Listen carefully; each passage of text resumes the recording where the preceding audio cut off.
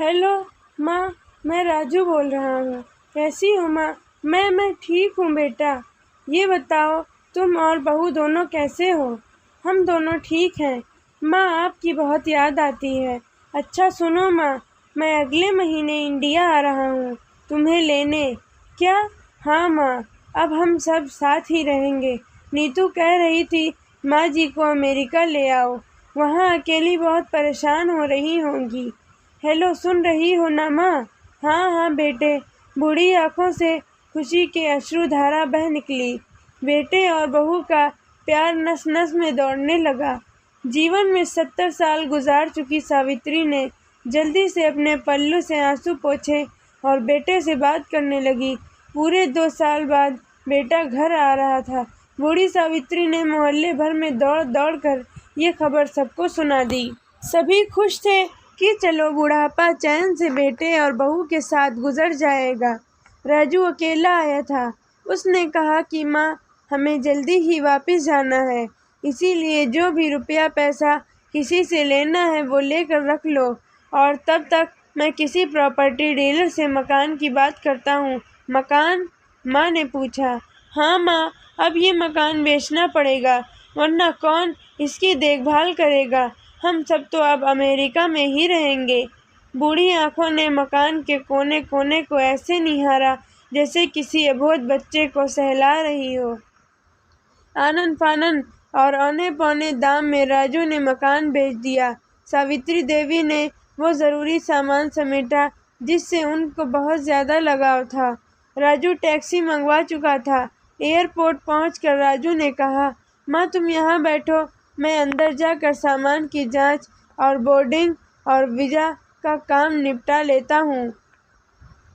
ठीक है बेटे। सावित्री देवी वहीं पास के बेंच पे बैठ गई। काफ़ी समय बीत चुका था।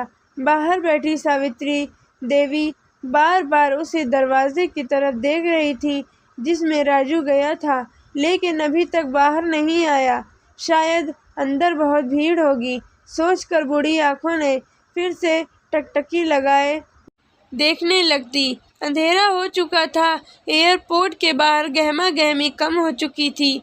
माँ जी, किससे मिलना है? एक कर्मचारी ने वृद्धा से पूछा। मेरा बेटा अंदर गया था टिकट लेने, वो मुझे अमेरिका लेकर जा रहा है, सावित्री देवी ने घबरा कर कहा। लेकिन अंदर तो कोई पैसेंजर नहीं है। अमेरिका जाने वाली फ्लाइट तो दोपहर में ही चली गई। क्या नाम था आपके बेटे का? कर्मचारी ने सवाल किया। राजू।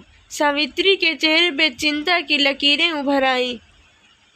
कर्मचारी अंदर गया और कुछ देर बाद बाहर आकर बोला, माँ जी, आपका बेटा राजू तो अमेरिका जाने वाली फ्लाइट से कब का जा चुका है। क्या? वृद्धा की आंखों से आंसुओं का सैलाब फूट पड़ा। बूढ़ी माँ का रोम रोम कांप उठा। किसी तरह वापस घर पहुंची, जो अब बिक चुका था। रात में घर के बाहर चबूतरे पर ही सो गई। सुबह हुई तो दयालु मकान मालिक ने एक कमरा रहने को दे दिया। पति की पेंशन से घर का किराया और खाने का काम चलने लगा। समय गुजरने लगा। एक दिन मकान मालिक ने वृद्धा से पूछा, माँ जी, क्यों नहीं आप अपने किसी रिश्तेदार के यहाँ चली जाएं? अब आपकी उम्र भी बहुत हो गई, अकेली कब तक रह पाएंगी? हाँ, चली तो जाऊं, लेकिन कल को मेरा बेटा आया तो यहाँ फिर कौन उसका ख्याल रखेगा? आंख से आंसू आने लग गए। दोस्तों, विनती, माँ बाप का दिल कभी मत दुखाना। शिक्षा, माँ तो माँ होती है। अगर आपको हमारी कहानी पसंद आई तो हमारे चैनल को सब्सक्राइब और वीडियो को लाइक ज़रूर कीजिएगा।